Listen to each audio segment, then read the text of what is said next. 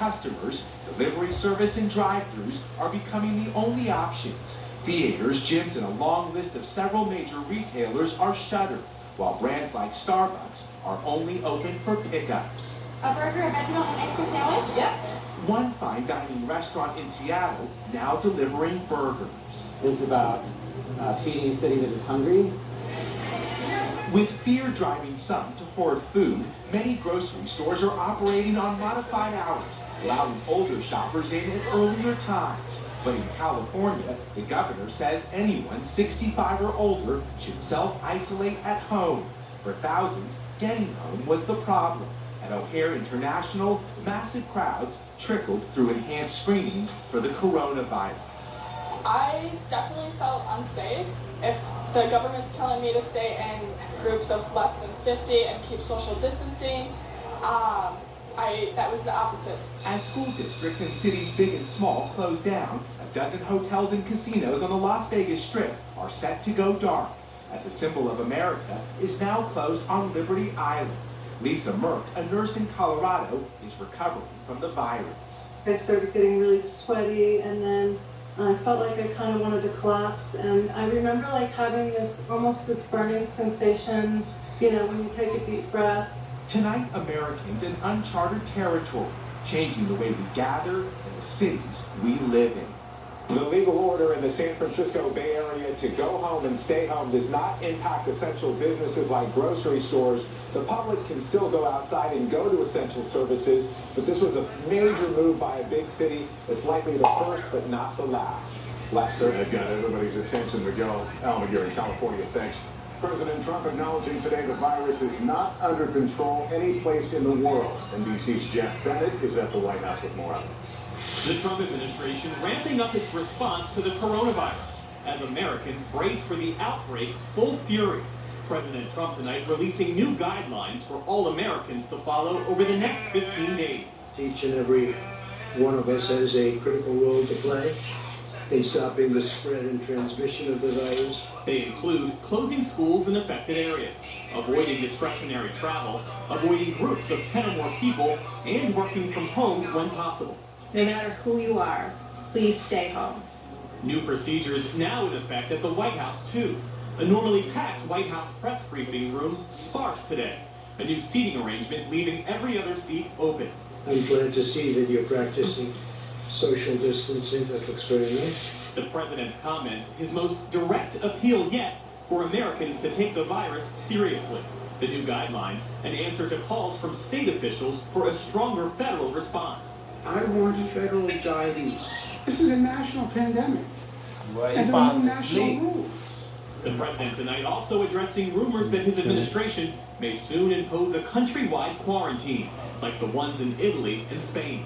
Are you considering instituting a nationwide lockdown, a nationwide quarantine? At this point, not nationwide, but there are some places in our nation that are not very affected at all. But we may look at certain areas, certain hotspots as they call them. We'll be looking at that, but at this moment, no, we're not.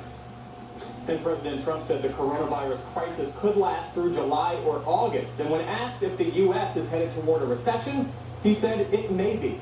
Lester? All right, Jeff, thanks. Also tonight, the administration insists it is dramatically increasing testing capabilities across the country, but some leading ER doctors warn the delay may already have dire consequences. Here's Tom Costello. From Connecticut to Colorado, Ohio to Alabama, roughly a dozen states are now offering drive-through COVID-19 testing. Some people confused by special requirements for testing, like an appointment or a doctor's note.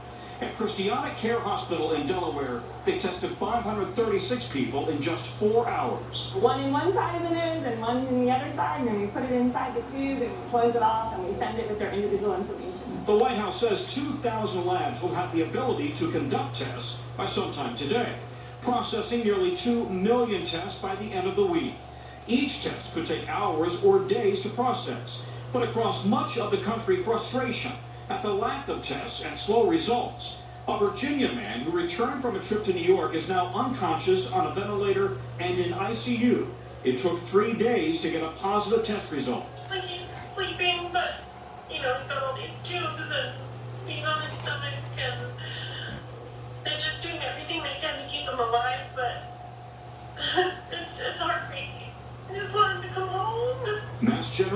emergency physician Clayton Dalton says the delays will almost certainly have dire consequences. I do think that these early failures will result in more people getting sick and more people dying than might otherwise have happened. Hospitals across the country are now setting up triage tests to screen patients outside of the ER. New York Governor Cuomo calling for the Army Corps of Engineers to set up medical tents. The White House says facilities dedicated to treating COVID-19 patients are already under consideration. In hardest hit states, the White House promises more drive and walk-through testing sites this week, able to screen up to 4,000 people per day. I want it to be clear to everybody, this is just another tool for states and local public health systems and healthcare systems to use. It's not replacing testing that goes on in a doctor's office or in a hospital. In the San Francisco area, Google has set up a pilot program to help identify people at highest risk and direct them to a local testing site. Many of us can get this virus, and it could be mild or even no symptoms at all, but they can actually still give it to a friend or a loved one, and for them, their loved. Meanwhile, a vaccine clinical trial with 40 people began today in Seattle, though researchers caution it could take up to 18 months before a vaccine is approved and widely available.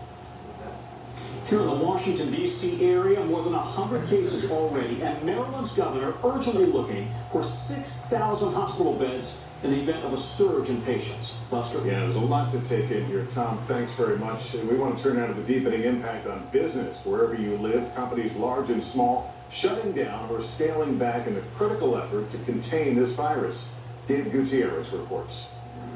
Tonight, an unprecedented shutdown, already a gut punch to workers coast to coast, from California to Illinois to New York.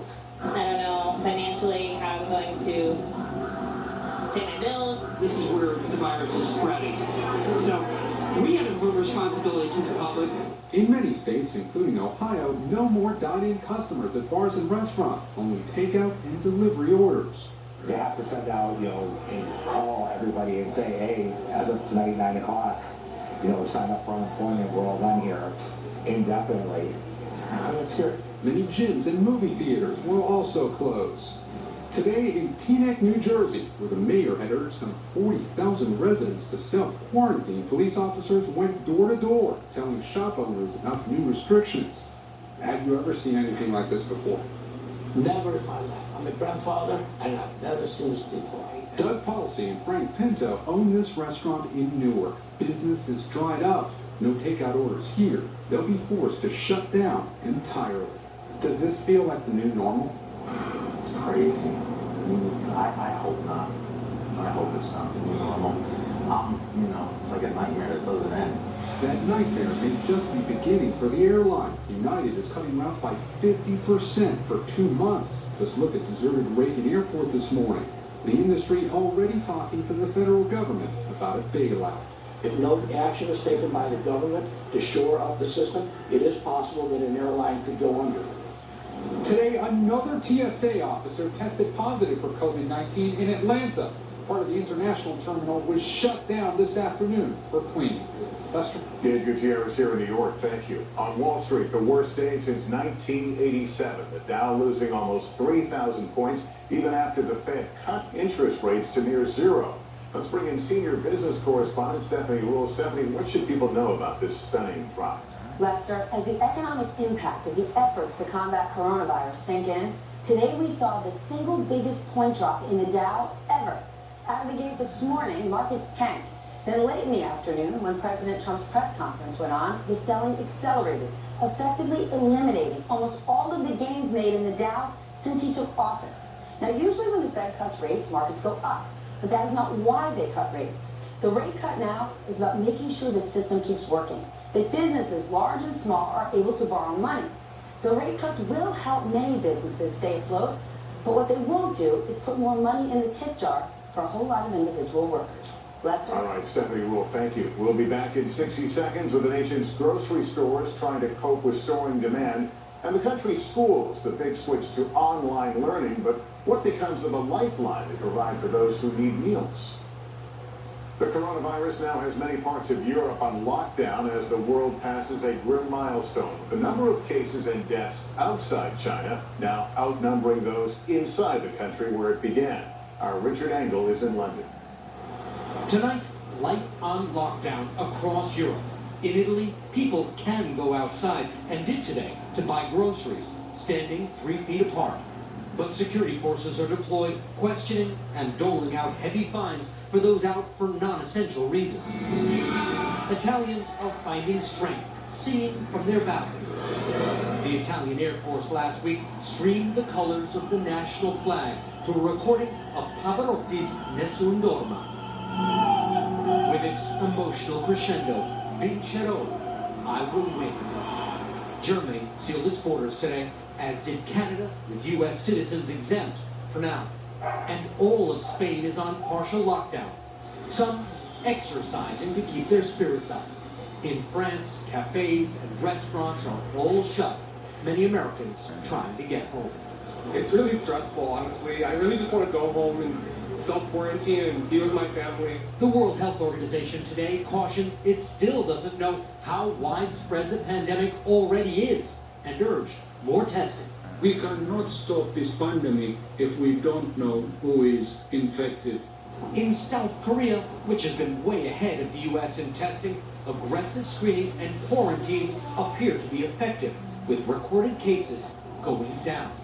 Here in the UK, there is a shortage, as in the US, of ventilators. And like in World War II, big industries are being asked to adapt, with companies, including Rolls-Royce, being tasked with producing medical equipment for the nation. Lester? Richard Engel with the view from overseas. Thank you. And across this country, grocery stores are trying to reassure consumers there is enough food and essential supplies, even as long lines of shoppers leave empty shelves in their wake. Here's Kerry Sanders with that. This morning, lines outside a grocery store in Central Florida with anxious shoppers. For days, this has been the picture of America. Showed up today and it's just chaos. There's a huge line to get toilet paper. But in Houston today, reassurance from a major grocery store chain, H-E-B. Its distribution centers well-stocked and running overtime to meet demand. Collectively, the nation's largest grocery chains reassuring shoppers tonight. America is not running out of food. Because we're still going to be able to feed people because we have these 1,300 trucks a day, plus more coming. So there will be food. There's not a reason to stock up. Just come back tomorrow. In Maryland today, trucks loaded with supplies headed to a slammed Costco. The same in Florida. Pinched public stores getting resupplied. In California, the Northgate Gonzalez Market, one of many shoppers now opening early, just for older shoppers